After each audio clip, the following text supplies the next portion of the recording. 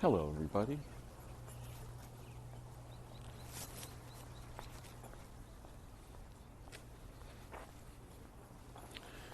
Welcome.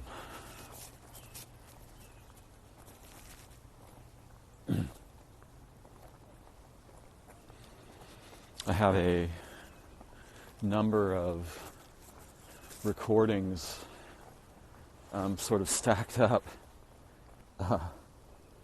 that I haven't published yet, and I'm looking forward to that,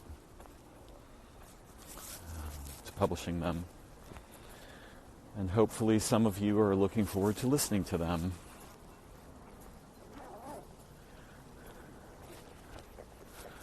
I've just had an amazing conversation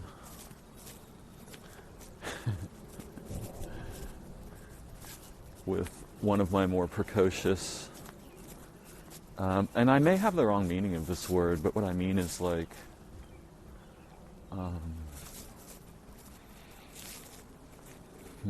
do I mean? One, whatever I might mean, the chances of me effectively encoding it in language are probably pretty slim, and this is most of the case with language. Even when we become extremely cautious about which words we select and how we imbue them with meaning together,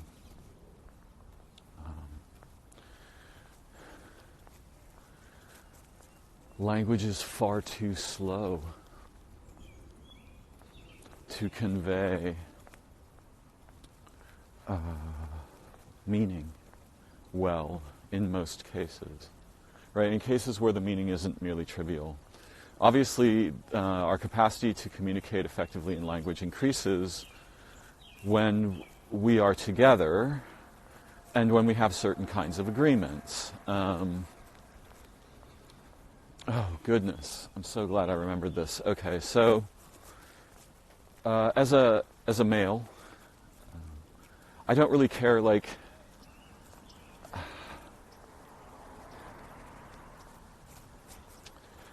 I don't care much about the common ideas orbiting, God. Yeah, this is all a big problem. I don't even know if I can continue in this fashion. Let's see what I can do.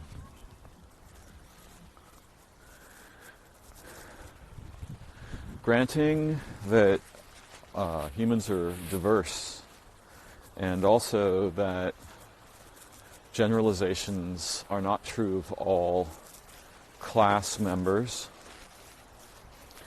or category instances of beings, situations, objects, and so forth.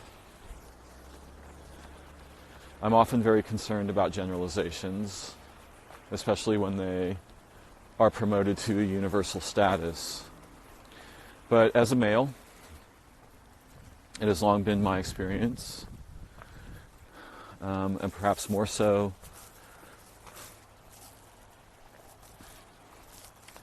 with heterosexual males, or classically heterosexual males, canonically, that a lot of the talking often tends to be a kind of grandstanding.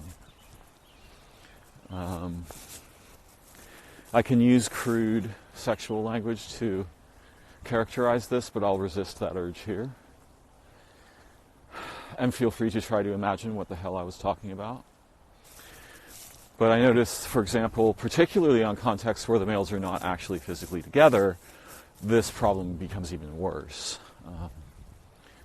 I wrote an essay on Facebook a long time ago in which I talked about something I called, and this isn't the crude sexual language that I was using earlier, but like dick jousting. Right?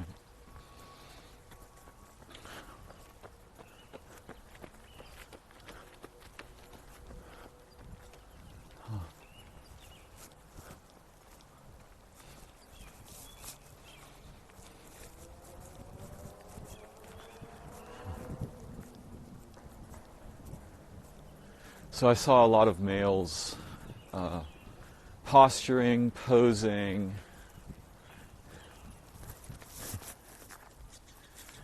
competing for dominance rather than profundity or usefulness of content. And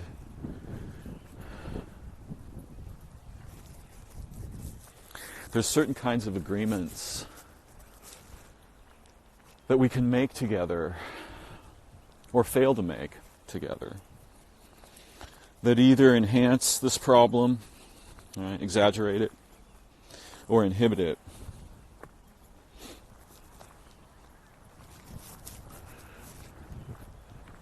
And I was talking with one of my closer friends yesterday, and ordinarily what happens when we talk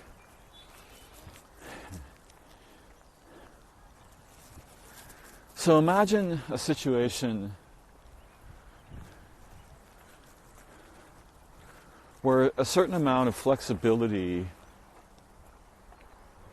and autoscopic insight are required in order to survive. Let's say in order to swim, right?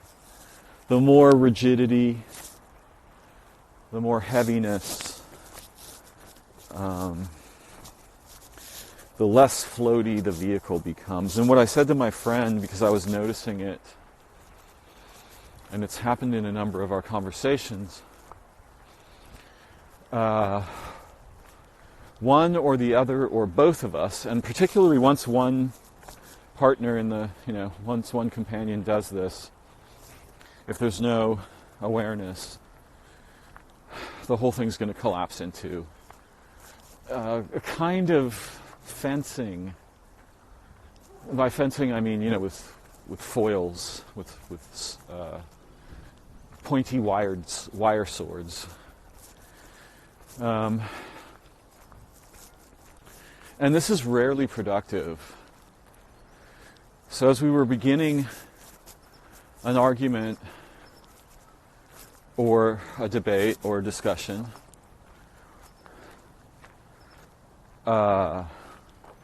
oriented around problems that I see as mimetic, like psycholinguistic problems, and how virtue gets weaponized, particularly in the cultures of what we might refer to as social justice warriors or wokist branches, cohorts, tribes, so forth. We were going to discuss this topic, which I'm not much going to discuss today. I don't think. I'm also aware that though I have some modest education around such issues, I'm not an expert, and I may have delusions around these matters. And I'm the kind of guy that prefers to have my delusions dissolved or transformed rather than cling hopefully to them like a drowning person to a life preserver. I prefer to learn. I'm not as interested, although it can change, right? I'm human. But fundamentally, I'm not as interested in being right or correct or anything as I am in seeing better. Excuse me. So, my friend and I had some arguments around this previously, and one of his positions was the extreme right is really, really dangerous as well. Now that's certainly true, depending on what we mean by the extreme right. And in order to have a good conversation, the clarification of meanings is important. What do you mean by such and such? In a bad conversation, it can become absurd because you can just keep posing that, well, what do you mean by the? You know, you can keep posing the question to a ridiculous or unuseful degree. So in the discussion, I was pointing out some features of what I think of as wokist ideology that I mistrust dramatically, they look poisonous to me superficially. Now, the thing that makes this really dangerous in some senses is that I'm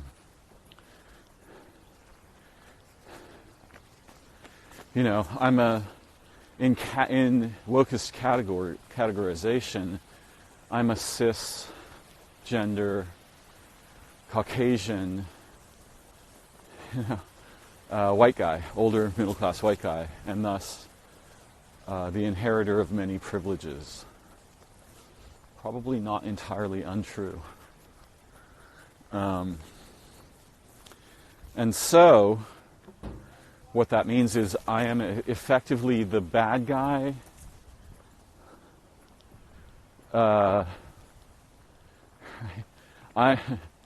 I'm the bad guy.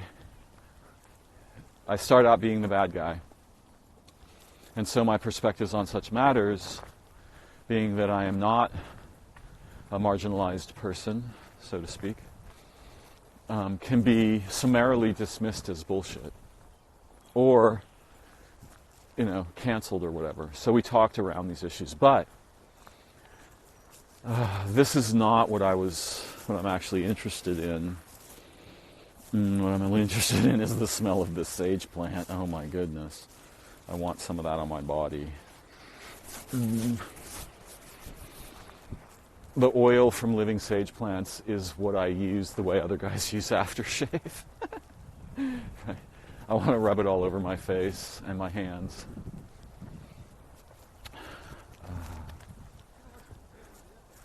So before my friend, as our discussion was beginning, hi, yesterday, I asked for a point of order, and the point of order was this. And I have, a redneck friend who would describe himself that way, so. And when we met, I knew we were going to have some, first of all, I knew we were going to be close friends. There was dreams before we met and stuff forth. So I knew we were going to be close friends, or I felt we were. And I also knew that we were going to have profound ideological conflict. So I asked if we could have an agreement between us, and he was like, yeah, what is it? Well, he said, you mean a formal agreement? I was like, yes. He was like, well, what are you thinking? And I said, can we agree that whenever we're together and we're talking, we will try to learn to see better than we have seen previously together, and to help each other to see more clearly and from a position above or beyond where we are usually inclined to, from which we are usually inclined to see and or speak. And he said, well, that's what people do, that's what we all do all the time. I said, no, it isn't. And it's very different.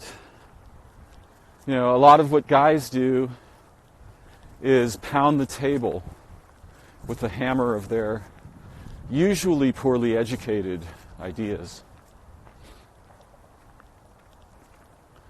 So he agreed. And that helped our relationship a lot. And got us both to entertain perspectives that otherwise we might have summarily dismissed. Or just rode roughshod over the top of, for the sake of, pulpit pounding. I see what is true. I, the man, can declare what is actually important about topic X, which is one of the most tedious and boring and oppressive things to be subject to. Woe unto the other men, the women, the children, the living places who were subject to this over human history, and particularly modernity. It's a constant part of everyday agony. And it is clear to me that I have been multiply guilty of this problem throughout my life. And if anywhere, particularly in the one place I would not want for this to be happening, which is inside my romantic relationships. Very much would not want that. And yet, for most of my young life, was both oblivious and puffy with hubris, because I like to think I'm smart. And the irony of that position is written in 1,000, fables. What happens to the person who thinks they're smart?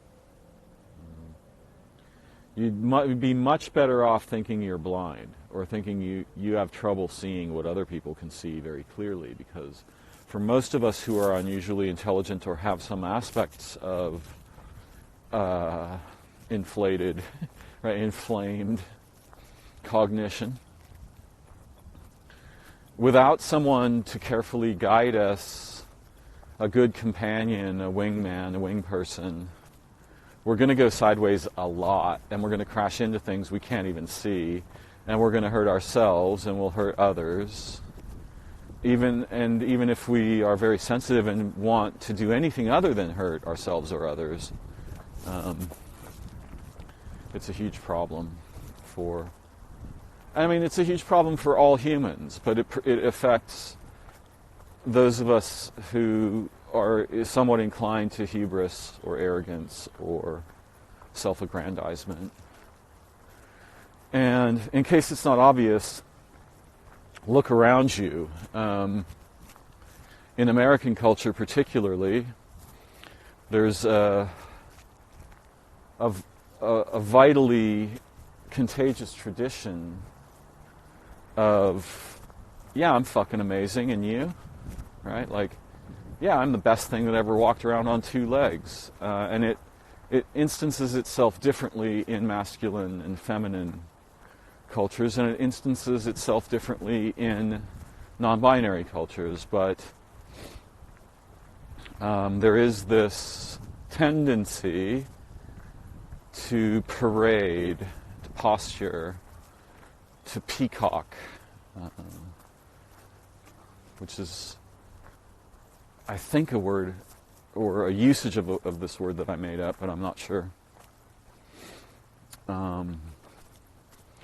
Which is to broadcast one's own fitness for mating, or to broadcast one's proficiency, one's skillfulness, when it should be blatantly obvious that actually successful, actually skillful, actually intelligent people, there's no need to wear the bracelet, right? You don't need the necklace. Hi, I'm smart. How are you? Not only do you not need it, it's a bunch of wasted energy. Obviously, the guy who walks around saying, well, you should kiss me, I'm the best kisser there ever was. Or whatever kind of ridiculous, self-inflating nonsense. The people who are broadcasting are obviously insecure in some way, or they wouldn't be broadcasting. Secure people don't broadcast that way. They just immediately demonstrate whatever the statements might have otherwise implied or declared. If I'm really intelligent, then I'll demonstrate that in our relationship and in conversation together. It's not the kind of thing I would say. If I say I'm intelligent, something is going wrong. So it can take some of us a long time to learn such lessons, particularly if we are more or less isolated, which is relatively common and much more common over the past, say, 8 years or so for humans in general, due to a variety of changes in the fundamental basis of human existence and the existence of life on Earth. So yesterday, when I was talking with my friend,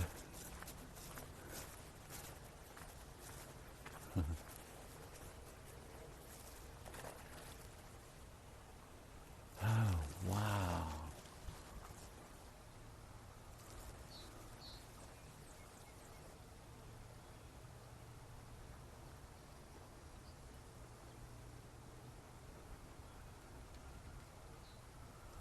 I just saw a heron execute from a perch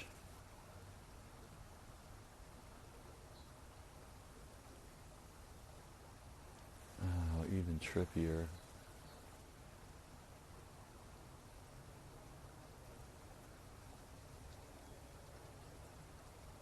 Wow, that was amazing.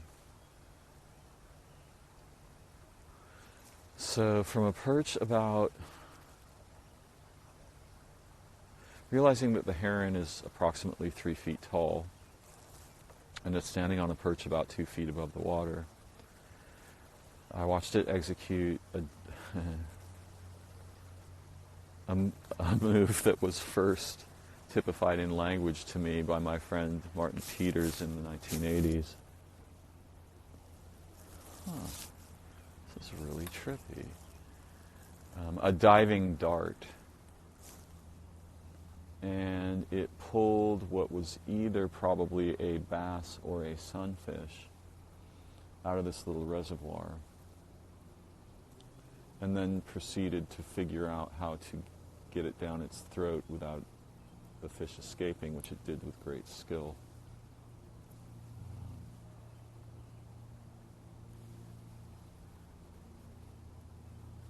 And what's interesting, I mean, one of the things that's interesting is that it's swallowing the fish while it's alive. So that fish at the moment is almost certainly still alive inside the heron.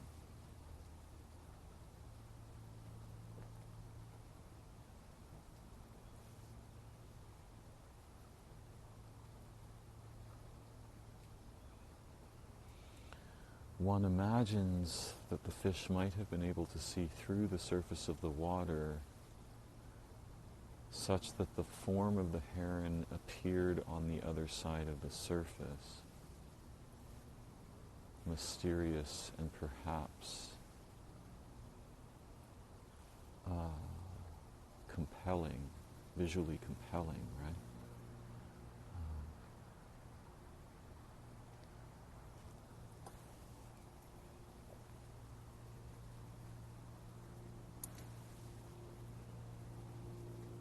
It's very common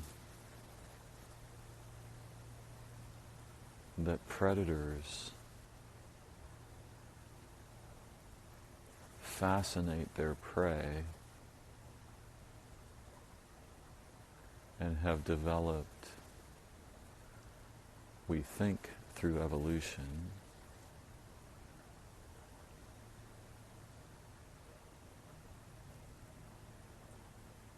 secondary and tertiary faces. So, for example, I noticed that the heron, its long, pointy head, which has a little crown of 2 long, thin feathers, but on the body of the bird, there are 2 black marks in the front that may be what in biology is called ocellata, meaning eye spots.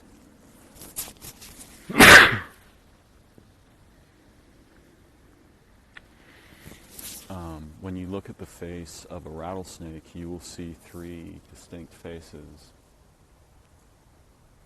There is a face that looks like a mouse, which is one of its prey. There is a face that looks like a turtle. These are different sizes. And then there is a face that looks like that is the actual face of the rattlesnake. There may be more, but what I'm looking at here, if you were to see from the water up toward the bird standing above you, what you would see is something that looks like a much larger face than the bird actually has. The bird's face is incredibly small because it's long and thin. It's pointy.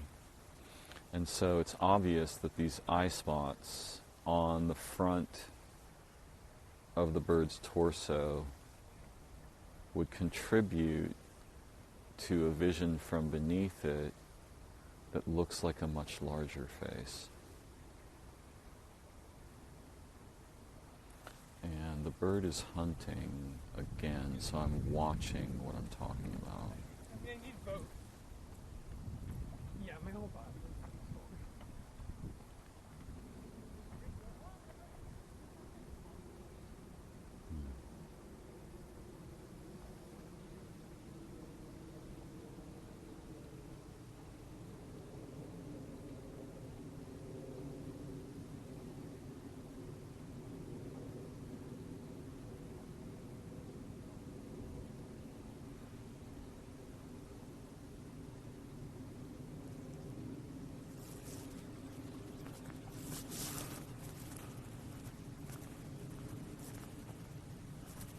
It's really quite profound. I did not realize this about the herons until just now. I've watched them many, many times. Unless you see them from a specific angle, you will not see the eye spots on the wing elbows that face the water when the bird is hunting downward, which is mostly hunting like downward thrusting spear.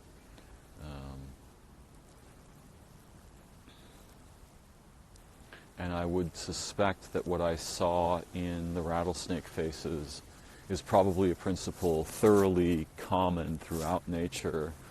It's very obvious in animals that have blatant eye spots, such as butterflies and Gonin flower mantises, Pseudocreobotra ocellata. Ocellata means eye spot, which comes from the word we use to name the ocelot as well. So to return to my previous topic, yesterday I was sitting with my friend in my room and we were getting a little vociferous, right? We were excitedly beginning to argue, and I could feel my mind turning to rock, right? I could feel I'm getting dumber. The louder and more insistently we talk, the dumber I'm getting.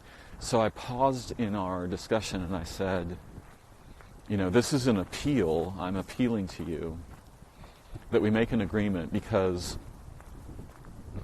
if we don't have an agreement like this, I can't speak for you, but my mind, like, I want to float and I want to see from a better perspective than I've seen before.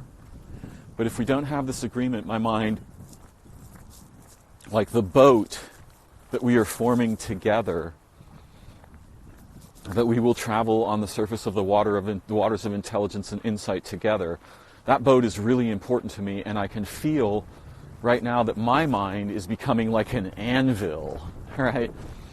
That old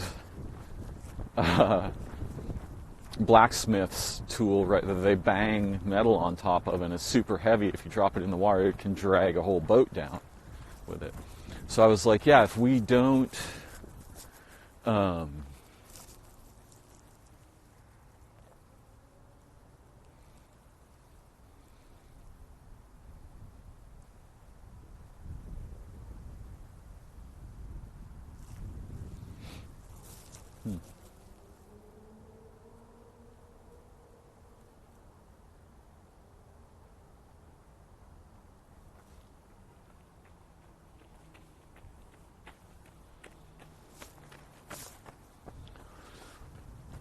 if we don't agree together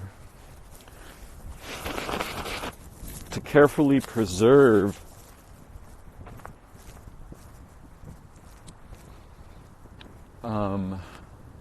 There's a sophisticated word I'm looking for that I can't find. If we don't carefully preserve the floatability, some of you will know the word that I'm looking for instead. It means a similar thing to the very clumsy thing I just said. If we don't carefully preserve that, my brain's going to turn into an anvil, and I'm going to just sit here not seeing better, not getting smarter, I'll just sort of make a bunch of declarations about what I think is the problem or the case in the topic that we're chasing together.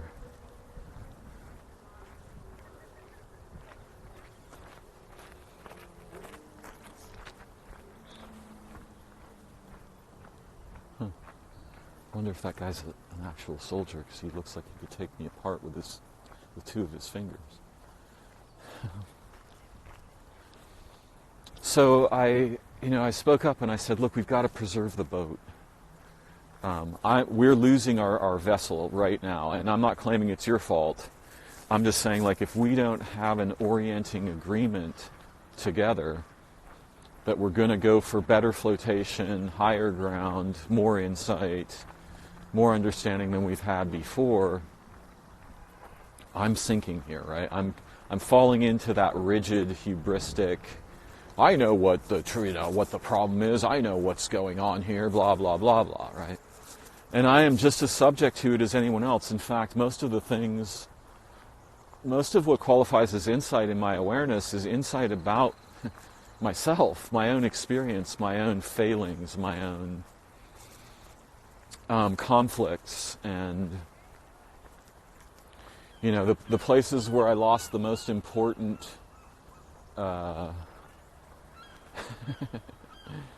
two forces came together and both of them lost, and I lost more than either of them. And and the whole dang thing was going on inside me, right? It was all and it's not that I'm narcissistically self-fascinated, rather it's that I spend a lot of time by myself, and I'm relatively isolated. Undesirably, I'm quite gregarious and like other humans, particularly bright and creative ones, and even more so groups of them. So I just spoke up and said, look, man, this boat is sinking right now. Please, could we just pay attention to the the word that means tendency to float better? And can we notice when we're starting to sink into rigid declaration of previously held positions, or ideological and/or cultural resentments, and so forth, right? The low-hanging fruit of conversational insight. And often when a group of men are together, in my experience, and there isn't an orienting agreement like this, it's a race to the bottom, right? It's who can we go for lower hanging fruit? Can we get even dumber than dumb? Hey, hand me that whiskey. Let's, is there a hammer there? Let me bang that on my head a bit, and then I'll speak. And louder as the night proceeds, right? So I was very grateful to have this orienting agreement, and it's one of the agreements that orients my spoken word recordings.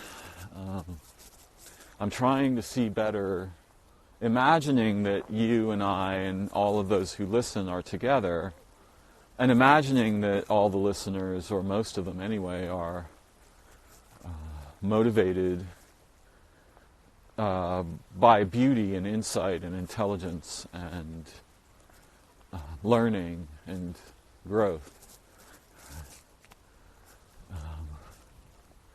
And I always have a bit of a background concern, which is natural in any kind of surveillance state, and we certainly live in one now, that predators are listening. So it's something I'm also aware of. It's quite dangerous to present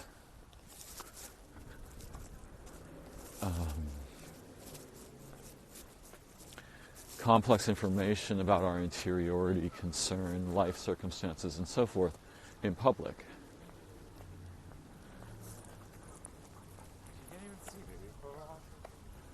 There are two primary dangers. The first is general,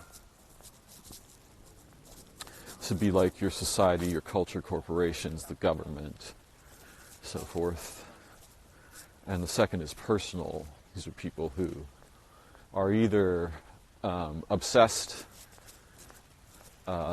with you, and there's all kinds of different obsessions, or they have some other reason to be motivated to do one harm.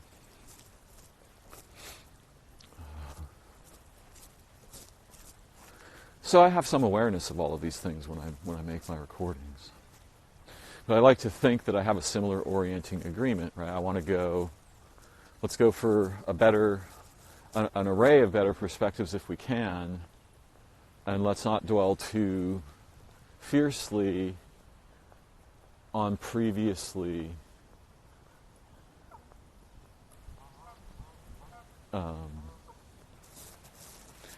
established pinnacles.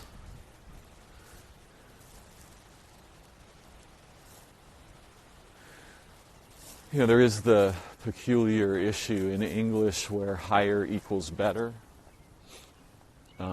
Above is superior to below, and so forth. In our actual existence, this is not really the case.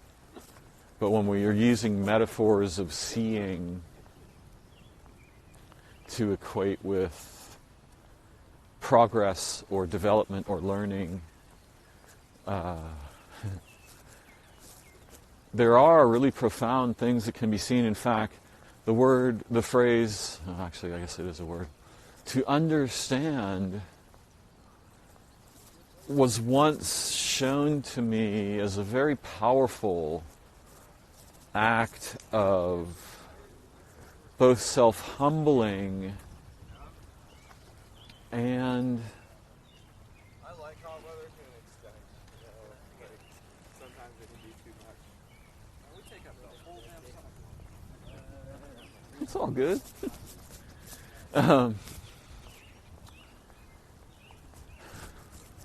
So one of my teachers showed me that if you really want to see and attend another being clearly, make them very big in your seeing.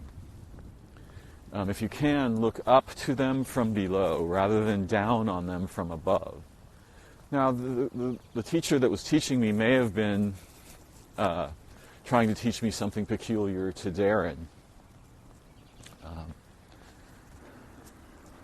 But I suspect that it's not merely peculiar to Darren. So understanding, right, means to become very small before the subject of one's relation or inquiry or seeing. And to see from this very small position beneath them, looking up toward them. Make of this what you find useful.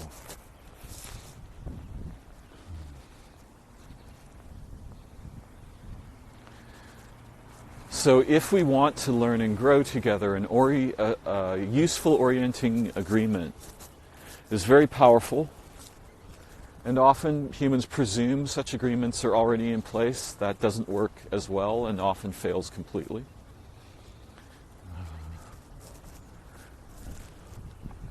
An example of one feature of such an agreement is in the intellectual dark web,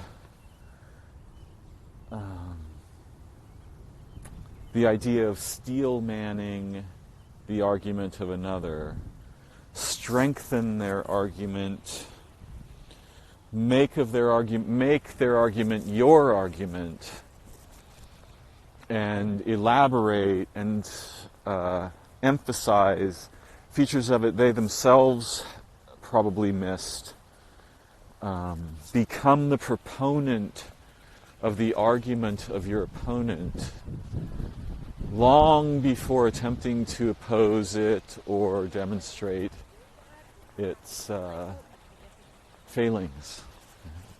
This is a very powerful agreement. Steelman the argument of the other. And of course, not all conversations are arguments. But when we start talking about what are the character's qualities, failings, efficiencies, and so forth, the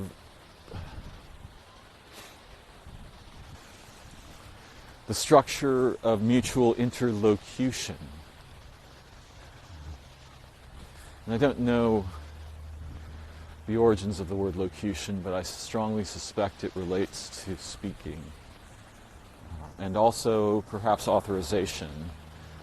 And that's the actual direction that I intended to go. Right? If we place authority outside of persons and outside of statues,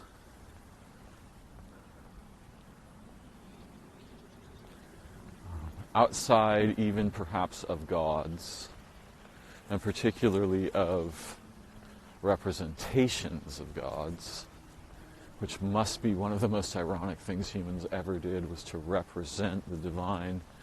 Probably why there are prohibitions against this, against the making of images in Muslim culture, in Islam. Very powerful and useful prohibition. Should be carefully explored. Why? Why would we not want to make images? What the Muslim people do often instead is they make incredibly beautiful geometries. This is also very, very profound and worth careful study. We don't make images, but we do make geometric patterns.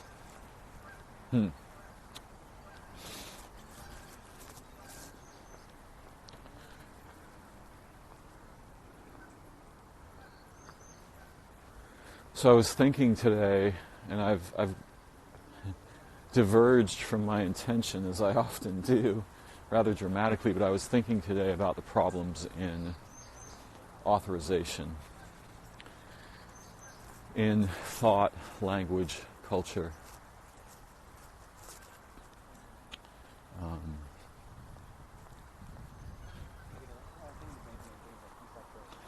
In the strangely misnamed irony that we refer to as civilization.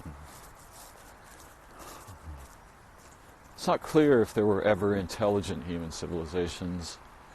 In modernity, it seems very uncommon, not completely missing. There are degrees of relatively intelligent cooperatives where the humans actually work together for each other and perhaps all beings. With relatively minimal impact on the history and future of life on Earth, on the environment, the ecologies, and so forth. Relatively minimal. It's pretty tough to do anything presently that doesn't offload damage onto the anciently conserved ecologies as human beings. But what I was thinking about earlier was the crucial centrality of authorization in human thought and experience. Consider the problem, if you will, of what to do with yourself. Now, for most of human history, this problem existed only for the wealthy, if even for them. Only for the incredibly powerful, who were partly liberated in the sense that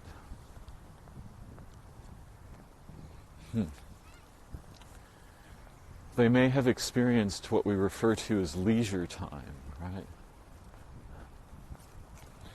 Time free of obligation.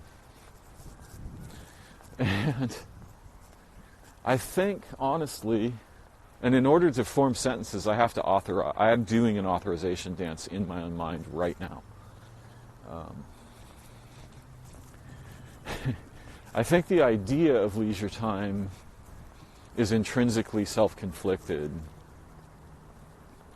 Because in order to have it, it means you're not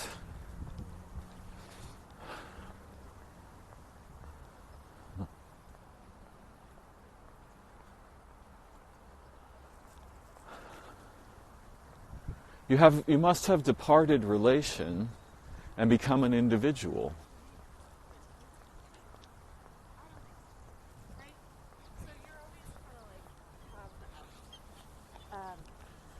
Which for a pod animal like I suspect we are, and look, we are all different kinds of animals because not all humans, there are humans that certainly prosper dramatically or even prefer isolation. But it's not clear to me that they would do so if the context was authentically cooperative, nurturing, encouraging, empowering, and so forth.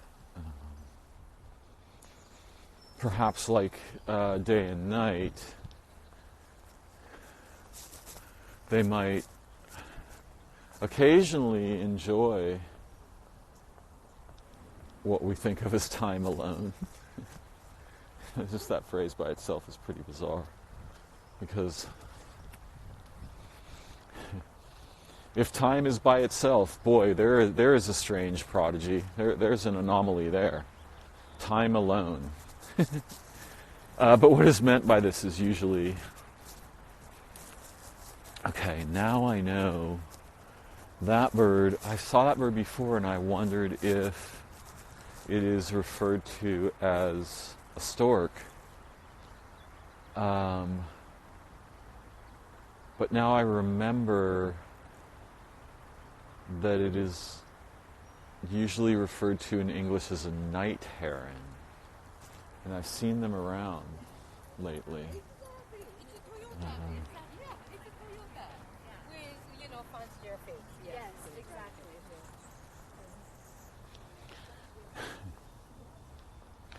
You can see that I was just using authorization, right? What is the correct term? Okay, correct according to what?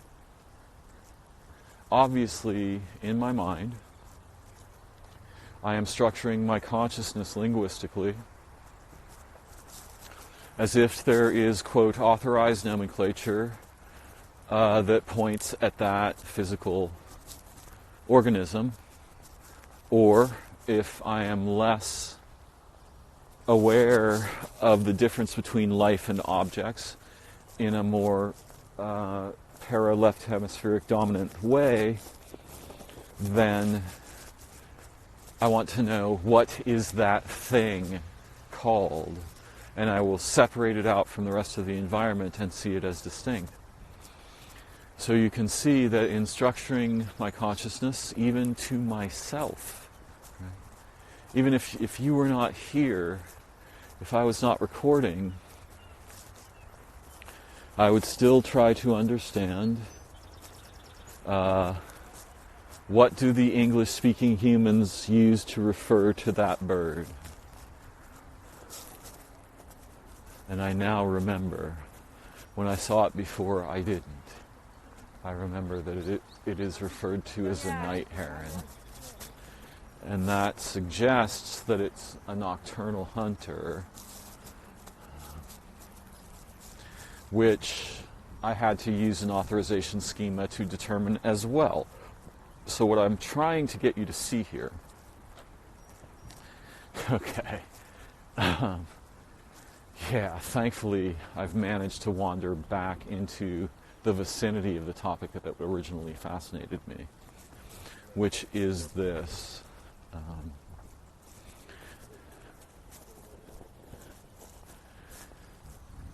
Humans may posture about local authorization, right? Authorizing myself, I'm self-authorizing, and so forth. And men are more inclined to do this than others. But primarily, our species, the strange features of our cognition, mysterious features, orient us profoundly and often invisibly to an incredible sensitivity to extrinsic authorization. And language is evidence of this, in part because we rarely, especially as adults, we rarely neologize. We don't bend the tool of language to our purposes. Rather, we enact the pre-bent forms inherited from others and from culture and so on. And those forms trap us. In many ways, as has been remarked by insightful people throughout history,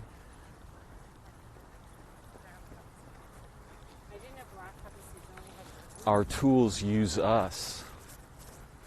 Language shapes our mind to its structures, suppositions, functions, derivations, distinctions. Someone was saying, I think it was some gentleman talking about the alchemy of happiness, which I think is a chapter from an enormous book by Ibn Arabi. And they were saying something like, the one who speaks inflicts a wound. They were talking about the one who heals all wounds. And they were talking about specific features of Arabic that associate speaking and wounding. This is very important to pay attention to. We will almost never hear anything like this from our culture, which proudly wears the stigma of many linguistic injurers. Right?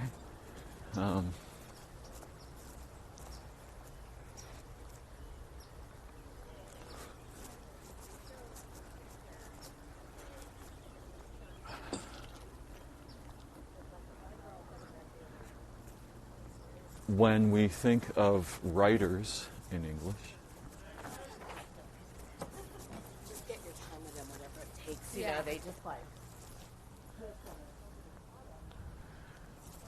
we use the word author. And similarly, those to whom we are subject are called authorities. And when we have been given permission, or, please help me find this word I've been looking for 5 years, it's similar to a mandate. When we are given permission or position to enact or enforce a mandate, then we ourselves are authorized in the sense of a policeman. Now, one of the most staggering things to do is to deconstruct, and I encourage you to do this, I'll get you started, deconstruct the military ranks in English linguistically. Because it's certainly not fucking clear what a sergeant is. And isn't it interesting that the lowest rank is called private? And I want you to explore the origins of each of the rank names. But particularly notice the one that I'll unpack a little bit for you, lieutenant. In English, this word has few obvious progenitor phonemes, but hidden in the structure of the word is something blatant. A lieutenant is the one who occupies the authorized position in lieu of the one who is actually authorized and conveys authorization to those under its command.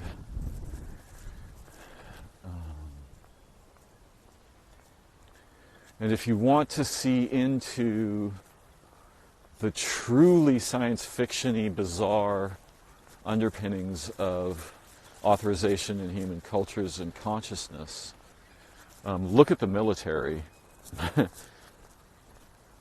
You'll get a lot of trippy stuff there. Huh.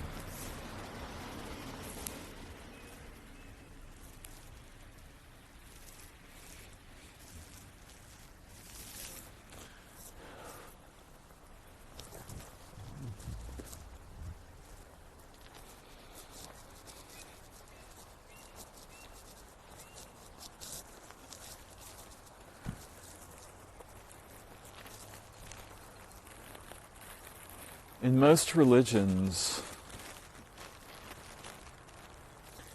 authorization stems, like formally in the structured aspect,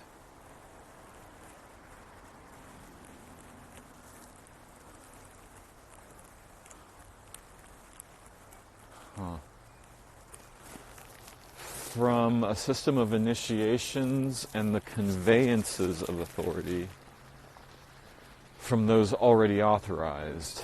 So, for example, the Pope in Catholicism. But in many older religions, authorization arises from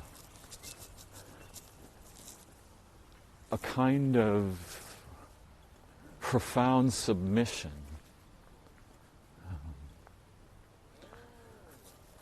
When the topic of God arises, humans are inclined, especially humans who are not particularly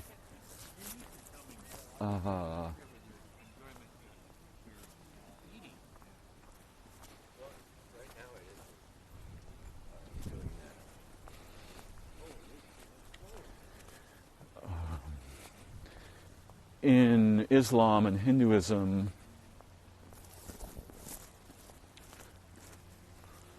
profound adorational servitude of the divine is one of the sources of authorization. So that's very strange. That means that from one perspective, the slave is authorized, the master is not. Right? And this is language you will hear commonly. It sounds very strange to Western ears, usually. But you'll hear this very commonly in mystical Islam and Sufism. Now, both are authorized, actually. Neither one is, but the slave has the better position. And it doesn't necessarily mean that they're enslaved by other humans, though it could in some cases. For Western minds, this seems like the complete inversion of how we would usually think. The master is at liberty, the slave is constrained, like viciously constrained in many cases.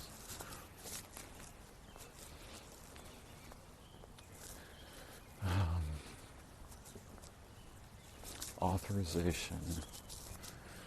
Yeah, so you can see that if we have a thought or a belief, or if we have an objection to any statement, concept, idea, model, evaluation, measurement particularly, measuring and authorization are tightly linked in the history of human cognition.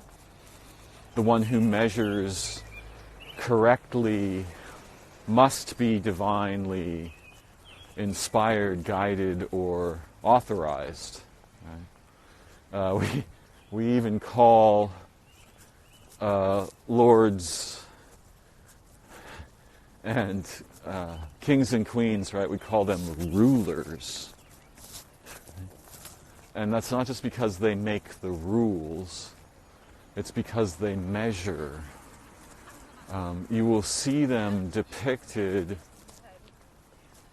with implements of measurement, rods and rings and so on. Yeah. Rods and rings are what you use to measure. And if you have a rod and a ring, your measuring will be superior to that of any who have only one of them. Feathered or otherwise.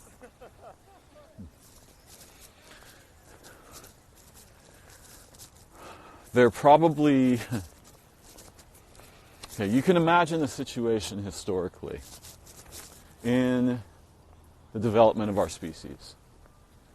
Let's say 20,000 years ago, in a place where there is something that resembles cities. And beings from the sky or from beyond the sky come, they themselves select or forge a being that can directly communicate with humans, either mind to mind or in their language, or both, but probably the former.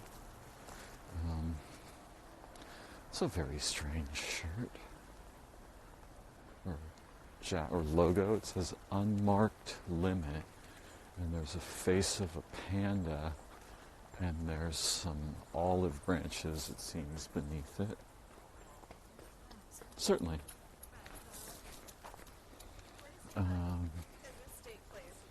And it says since 1975.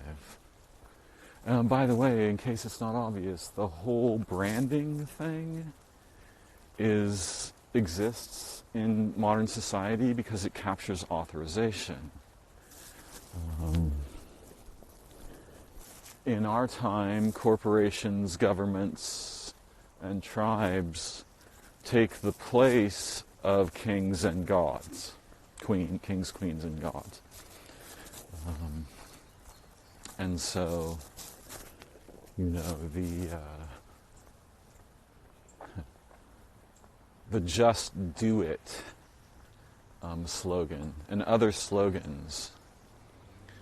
By the way, notice about just the structure of that phrase, right? Just do it. Essentially is telling you that you are authorized to just do it. In a sense, it's saying recognize local authorization for anything you want. Anything. Just do it. You don't have to think. You don't have to refer to authority. Just, if it arises, just go ahead. Complete permission, right? Absolute permission. Which is sort of the opposite of authorization. A moment. Hello. Thank you. Come on in. Thanks. By the way, just there, I had to show my identification to those who determine who is authorized to enter the botanical gardens by virtue of their who is authorized to enter by virtue of where they live, by virtue of geography, who must pay instead because they are not a San Francisco resident, So any of those people who, and all people who aren't residents and aren't children under 12 must pay. And then also those who should be denied access. Right? So gatekeepers are lieutenants in this sense. Right? They serve a central authorizer who is often depicted in religion and consciousness as a scrutinizer.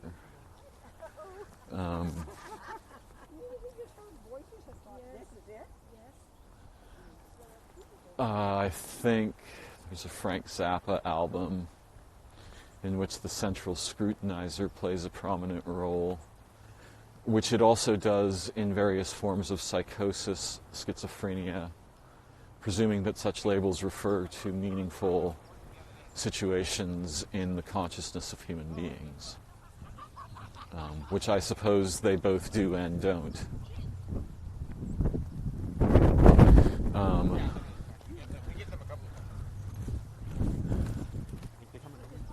Also in consciousness, the coherence of consciousness often depends on a reliable structure of authorization and scrutiny, authorization and oversight.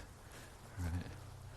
And I want to contrast that oversight with the undersight I was suggesting earlier, associated with the word understanding.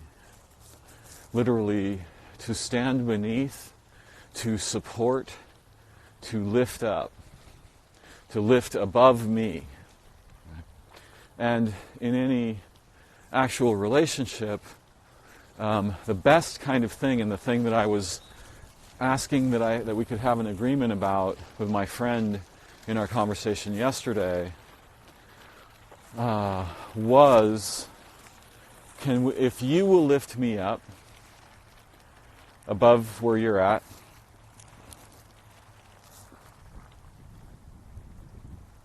I will in turn lift you to a position above where you lifted me, and then we may proceed together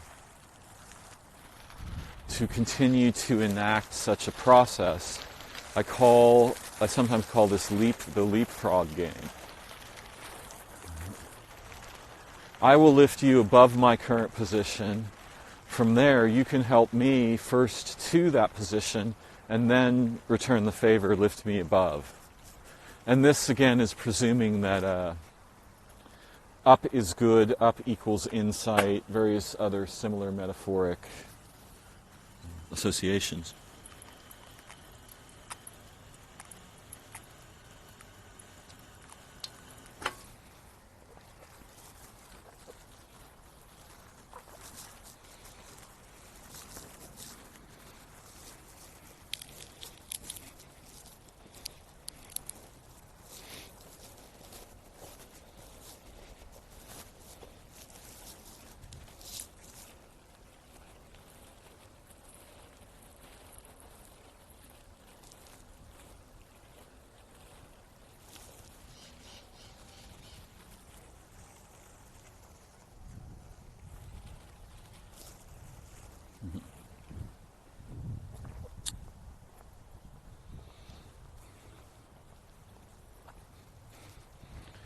I have reacquired my raven escort for the moment. It's one of my favorite things to acquire, actually. I'm sure other humans think it peculiar.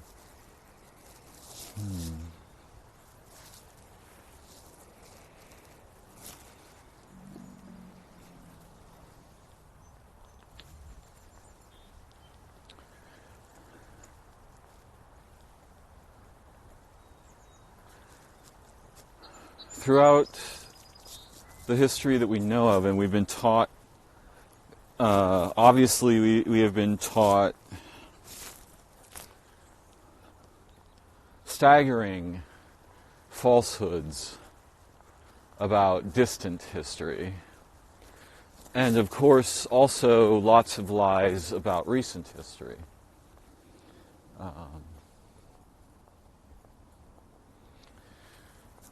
because, as we know, history is often written by those who prevail in whatever conflicts ensued. And the colonizing, as I've mentioned many times before, I believe that the colonizing humans were themselves colonized, and so were carrying the structure of the disease they would hand off to their future generations and export catastrophically around the world.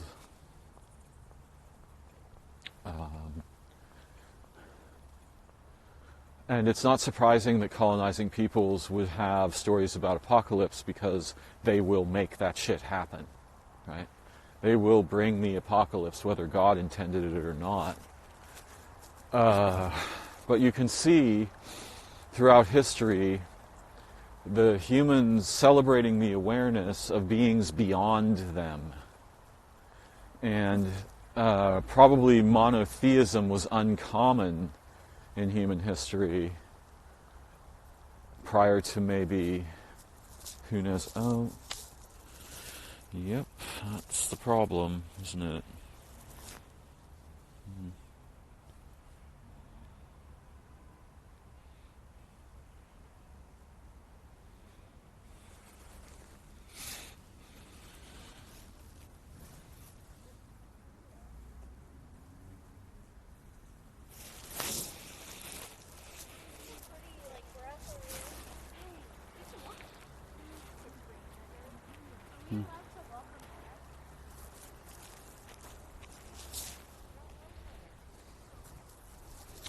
Earlier I saw bumblebees mating and announced to my friend that it's very dangerous and troublesome. And the female that I saw who was being mated with is dead because she could not move off the pavement where multiple males were having at her.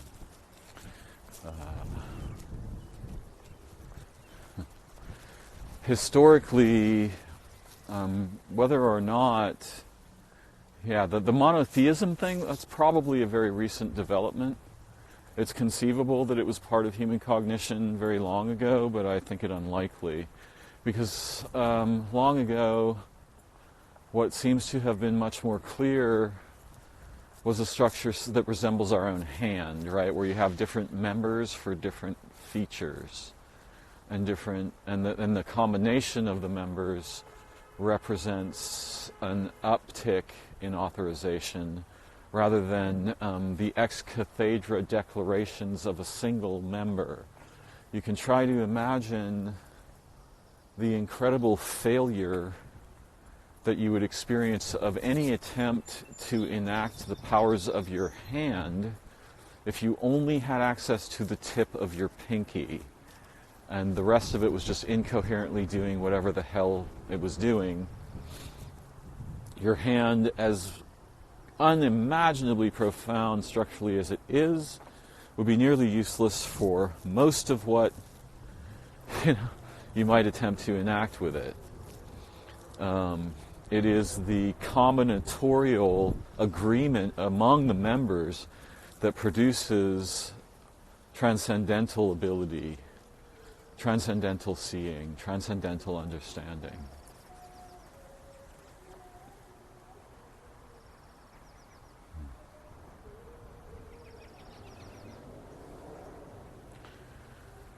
I can imagine a scene a long time ago where non-human intelligences forge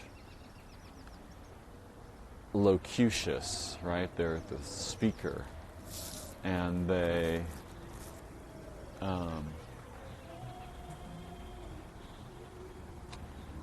then speak to the humans, instructing and empowering them, right? Do this and we will extend the aura of our intelligence, skillfulness, protections, and perhaps transcendent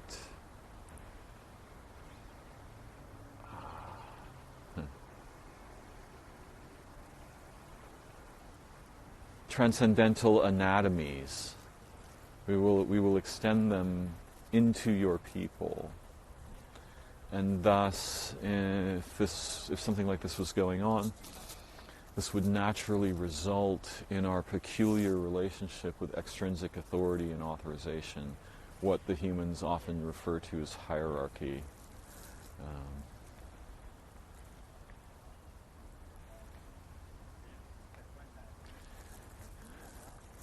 When we hear stories about wolves, there are words like alpha. And there may be some correlation with what's actually going on as wolves, but also probably not.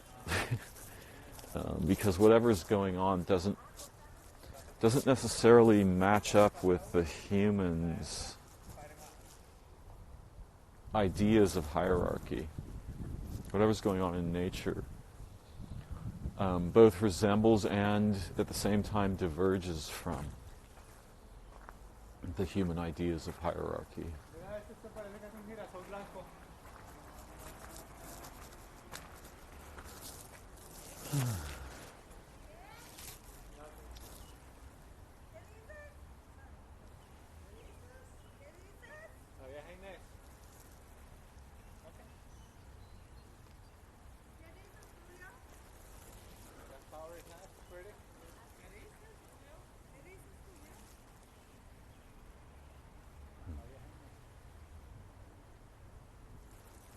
If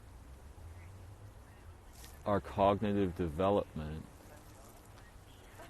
was influenced by or occurred in concert with non-human intelligences that are not merely from terrestrial nature, though the intelligences that are within terrestrial nature certainly qualify as transcendental and profound and divine or holy even. But if non-human intelligences from beyond the earth, either from time-space or beyond time-space, whatever progenerates the foundations that become time-space, then this would explain a lot about our very peculiar situation. The science fiction author David Brin remarked on this in his books about the concept of uplift, that every intelligent species in the future where there's interstellar travel and so forth, and the humans find out that there are many other intelligent, quote-unquote, like representationally intelligent species, right? Creatures from other planets is what is meant here. The humans discover this, but they also discover something weird, that each of the intelligent species had a known uplift parent, meaning that some other species specifically took them under its wing, and usually this was a situation in which there was a debt incurred, right?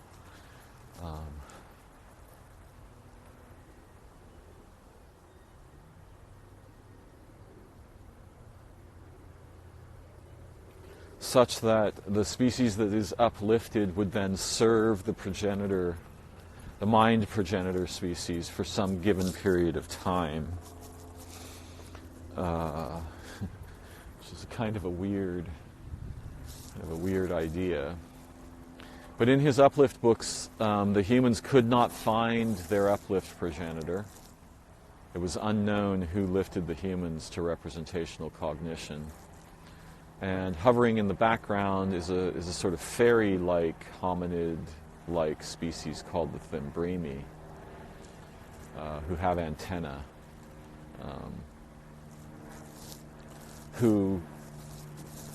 it's fairly clear either we're the uplift parents of the humans or know the answer to the riddle. Now, this is a very interesting speculation, and Bryn falls down in some places as an author. Particularly, he's not good at wrapping things up, but he's brilliant at posing situational, brilliant situational construct, right? And this particular construct is useful. What is bothering me? Something stuck in my craw here. Let's see what's going on. Of course, humans don't have a craw.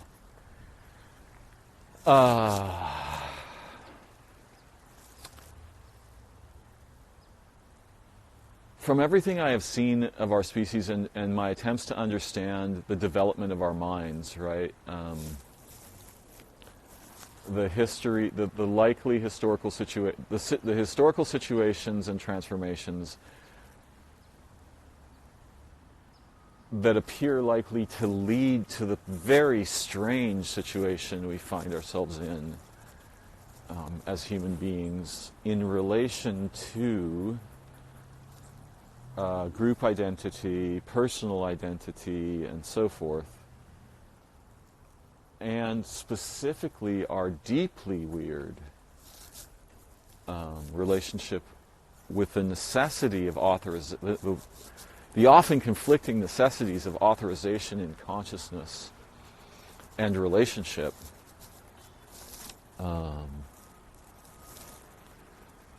We seem incomplete. We seem very clearly, I'm profoundly suspicious that we are half creatures. As regards our, as animals, we're not well suited to survive in environments. Okay? We're well suited to survive in shelters. We don't have the weapons that other animals have. Claws and teeth and incredible strength of jaw and so forth, that we can inflict a pretty good bite. We don't have fur. We don't swim well. The Blackfoot story of when the humans first came and the animals got together and the beaver strongly suggested that the humans not just wipe us out.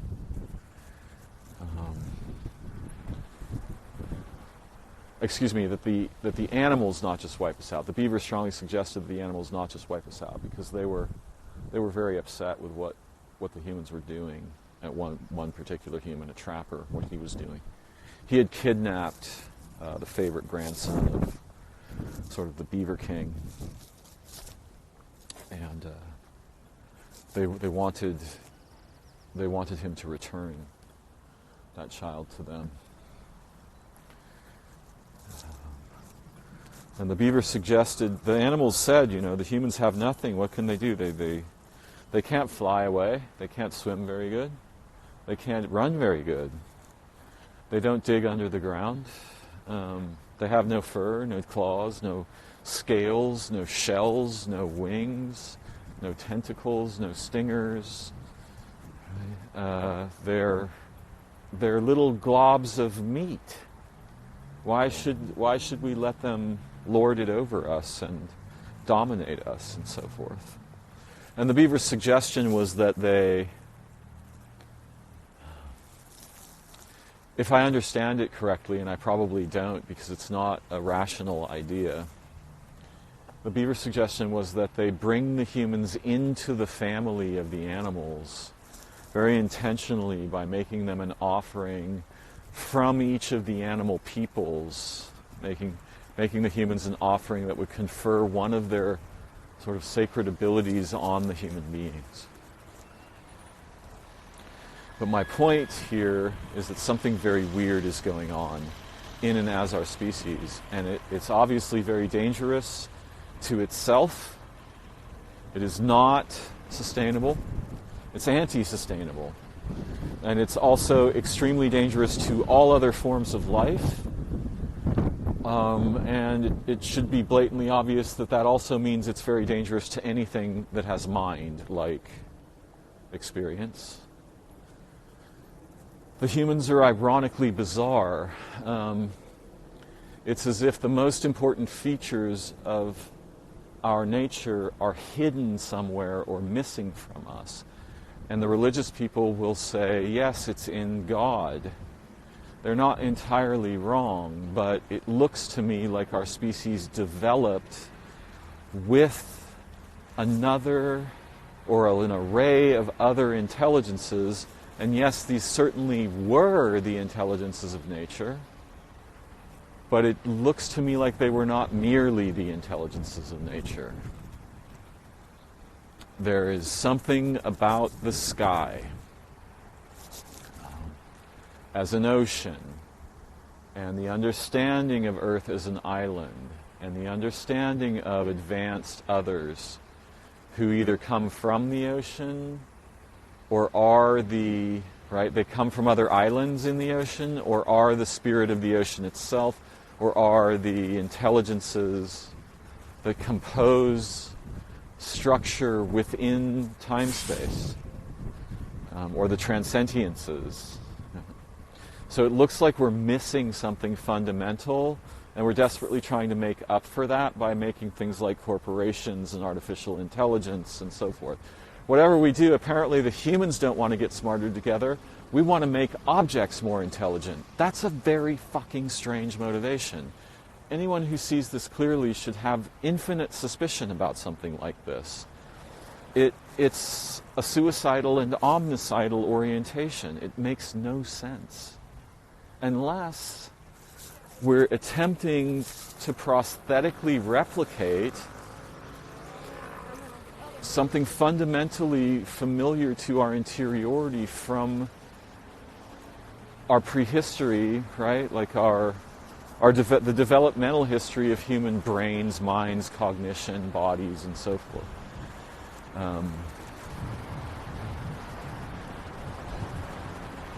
There's such a variety of problems here, which anyone who sits down to just think carefully for a few moments will immediately, get their teeth into. Why are the humans this dissociatively confused? Why are they this dangerous to themselves and anything that moves and much of what doesn't? Why are they trying to make machines? Why are they trying to become the servants of godlike machines?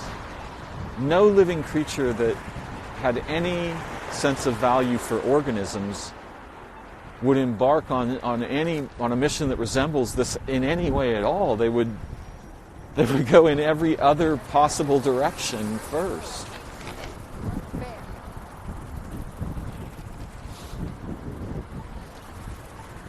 And these topics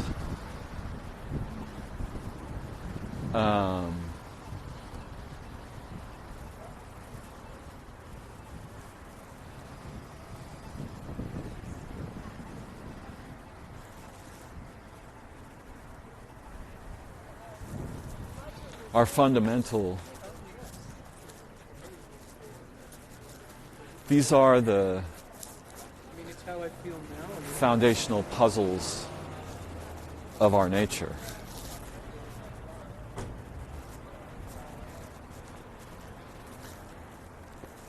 It is possible that when we are very small, we experience contact with these originary intelligences or transcentiences, and that as we get older and begin to undergo the processes of enlanguaging and enculturation, the cognitive organs that would ordinarily connect us with such progenitors or companion intelligences are amputated for the sake of producing representational cognition, which isolates us.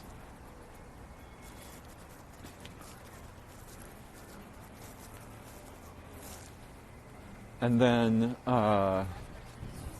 the expectation of the companion intelligences, so to speak, is transferred to the parents, who themselves are probably similarly bereft and may, have religious leanings or so forth, but have no idea that that anything like an actual companion intelligence exists. I can't help but feel that our species looks a lot to me like it resembles a primary symbiont that is missing its parent symbiont. Right? Like an obligate secondary symbiont that's missing the primary symbiont, to rephrase what I said previously. So I should have some really good, imagine bees or ants that no longer produce queens, right? This would be one example. Utterly confused everywhere in their activity, attempting to recreate the resemblance of a queen-like thing, right? And failing.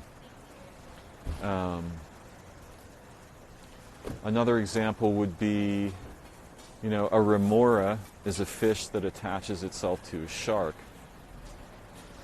And I'm not meaning to pose the primary intelligences or transcentiences that I think we came up with as shark-like, though some of them could be. But you can imagine the problem of remoras in a world that's not only where there are no more sharks or whales or anything, there are no more large fish at all, right? Would they survive? Like, what would they do? What would their existence be about? If they developed hand-like prostheses, you might imagine them making everywhere images of sharks and large fish, whales, manta rays, so forth, that they evolved in intimate, direct biorelation with.